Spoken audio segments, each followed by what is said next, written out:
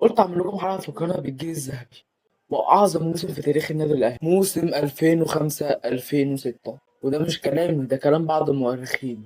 فتعالوا نعرف ايه هي بطولات الاهلي في موسم 2005 2006، اعظم موسم في تاريخ النادي الاهلي. بس قبل ما نبدا متنساش نصلي على النبي ونوحد الله ونعمل لايك وفولو، ويا ريت تعملوا اشتراك في قناه اليوتيوب وفولو على تيك توك وانستجرام. يلا بينا، انا اسر اسماعيل وده برنامج ذا شامبيونز اسر. البطوله الاولى بطوله كاس السوبر المصري، المباراه النهائيه كانت يوم 27 يوليو 2005، كانت ما بين الاهلي وانبي، وانتهت المباراة بنتيجة 1-0 بعد التمديد للوقت الإضافي، والمسجل هو وائل جمعة في الدقيقة 93. ودي كانت مباراة قوية جدا وانتهت بتعادل السلبي لحد ما جه وائل جمعة وجاب لنا البطولة. البطولة الثانية بطولة الدوري المصري الممتاز، وتاريخ الحسم كان يوم 15 مايو 2006 قبل نهاية الموسم بكام جولة كده. المباراة اللي أعلنت التتويج كانت ما بين الأهلي وحرس الحدود، والنتيجة النهائية كانت 3-0. المسجلين هم محمد بركات وعماد متعب، وعماد متعب ده جاب جولين.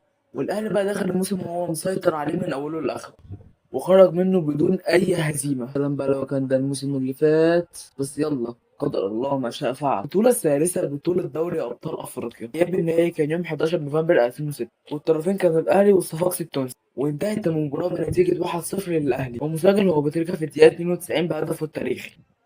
نجح في خطف لقب في تونس بالهدف التاريخي لأبو تريكة في الدقائق الأخيرة. البطولة الرابعة بطولة كأس السوبر الأفريقي، المباراة النهائية كانت يوم 24 فبراير 2006، والطرفين كانوا الأهلي والجيش الملكي المغربي. النتيجة النهائية كانت 0-0 بركلات ترجيح 4-2 للأهلي.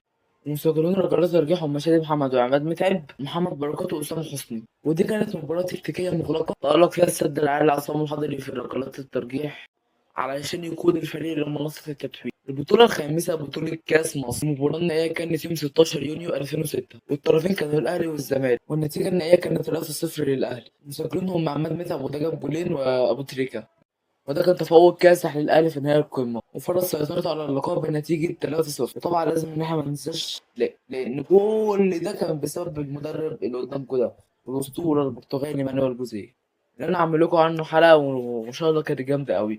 عايز بقى كل اللي بيحبوه يظهروا هنا في التعليقات ويدعموا الفيديو ده. وبس كده، حلقة خلصت. لو عجبتك يبقى اللايك والفولو. بما إنك وصلت هنا متنساش تكتب لنا رأيك في الفيديو وفي التعليقات. ويا ريت تعمل اشتراك في قناة اليوتيوب وفولو على تيك توك وانستجرام.